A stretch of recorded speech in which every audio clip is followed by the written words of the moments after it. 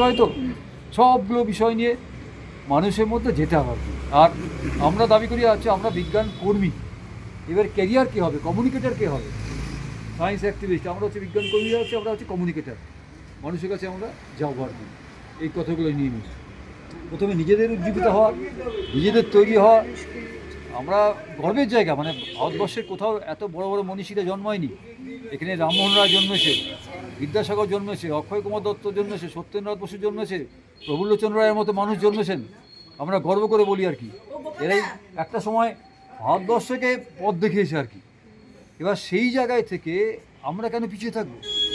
এখনও তো গ্রামে গঞ্জে প্রচুর মানুষ যারা বিজ্ঞানে আলো পৌঁছায়নি, তারা কুসংস্কারে আচ্ছন্ন।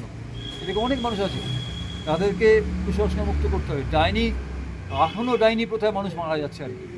এটা কেন হবে? এখনও ধর্ম নিয়ে হানাহানি আর কি। মানুষের পরিচয় একটাই, আমাদের বিজ্ঞান মঞ্চ হলে আমাদের ধর্ম হচ্ছে মানব ধর্ম আর কি। এর থেকে বড় পরিচয় নেই আর কি। এই কথাগুলো বোঝাতে হবে। যখন মানুষ এগুলো ভাববে না, মানুষের মধ্যে যদি এই চেতনা আসে, তখন দেখবি এত বিদ্বেষ, এত মারপিট, এত গোলমাল আর থাকবে না। আমাদের কাজ হচ্ছে সেই লক্ষ্যে পৌঁছানো হচ্ছে।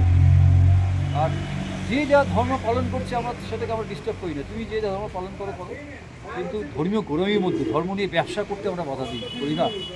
আপনি ধর্ম আচরণ করলে যদি সন্তুষ্ট হন, ভালো লাগলে করুন, কিন্তু অন্য ধর্মকে সহনশীলতা, যেটা বলে আর কি, সহনশীল হতে হবে আর কি, যেটা ধর্ম নিরপেক্ষতার কথা আমরা বলি।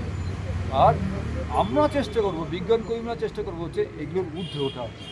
আমাকে যদি বলিস, অমৃতেন্দু স্যারকে যদি বলিস, আমরা সমস্ত মানুষকে একই চোখে দেখি আর কি। আমাদের সামনে সমস্ত মানুষ এক, কোনো ভেদাভেদ নেই। এই যে তো জাতিভেদ প্রথা, ধর্মীয়, এগুলো কি মানুষ তৈরি করেছে? তো আদিম মানুষের কথা বলেছিস, যদি কয়েক হাজার বছর পিছিয়ে যায়, তখন এই ভেদাভেদ আমাদের মধ্যে ছিল না, সবাই মানুষ। তো এই ভেদ তো বাঘদের মধ্যে হয়নি, এই ভেদ সিংহের মধ্যে হয়নি।